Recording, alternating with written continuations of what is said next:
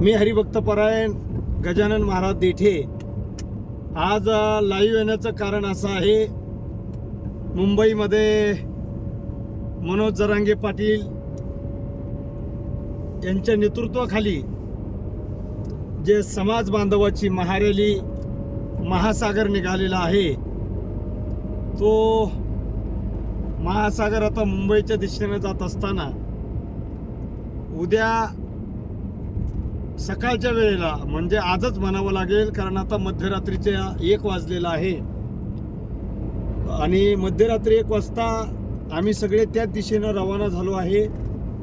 खऱ्या अर्थानं मनोज जरांगे पाटलाचं नेतृत्व समाजाने मान्य केल्याच्या नंतर समाज त्यांच्या पाठीमागे खंबीरपणे उभे आहे आणि त्याच अनुषंगानं मुंबईमध्ये हे वादळ आता जाऊन धडकतंय आणि मनोज जरांगे पाटलांनी जे काय मराठा समाजासाठी फार मोठा त्याग केलेला आहे, हे समाज कधी विसरू शकत नाही आणि त्याचमुळे जणू काय मनोज जरांगे पाटलाच्या सोबत कोट्यावधी मराठी त्या ठिकाणी सहभागी झालेले आहेत।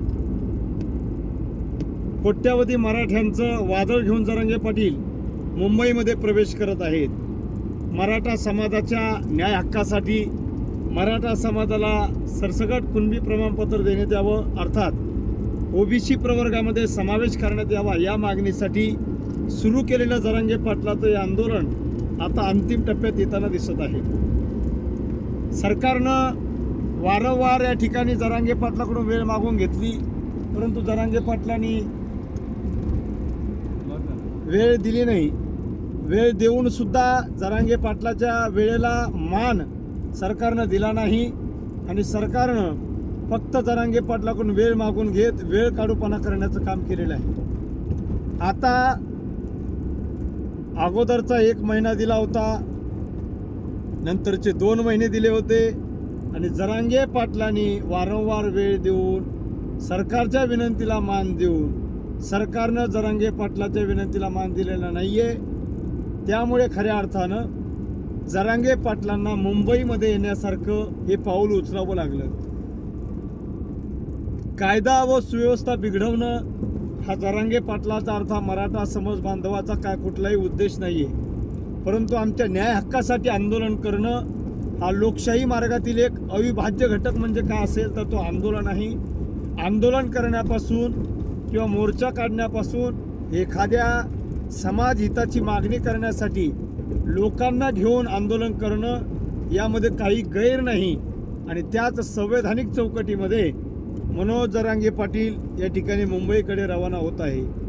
सरकारनं वारंवार वेळ काढूपणा केलाय, मनोज जरांगे पाटलांनी सुद्धा त्यांना वेळ दिलाय, पण सरकार जर आता मराठ्यांच्या जखमेवर मीठ चोळण्याचं काम करत असेल, सरकार जर आता मराठा समाजाच्या भावना जाणून न घेता आरक्षणाच्या बाबतीत निर्णय घ्यायला जर तयार नसेल आणि त्याचबरोबर सरकारला जर वाटत असेल मनोज जरांगे काय करू शकतात किंवा मराठी काय करू शकतात, तर त्याची प्रचिती आता सरकारलाच आलीच असेल। सरकार, तुम्ही जेवढा आरक्षणासाठी उशीर कराल तेवढा मराठी त्या ठिकाणी उसळून उठणार आहे। तुम्ही 1 महिन्याची मुदत मागून समाजाला आरक्षण दिलं नाही, त्यावेळी 1.5 कोटी मराठी अंतर्वालीत आले होते। 1.5 कोटी मराठी आल्यानंतर तुम्हाला वाटलं मराठ्यात फूट पडेल, आता पुन्हा 2 महिने 24 डिसेंबरपर्यंत घेतले होते, तुम्हाला वाटलं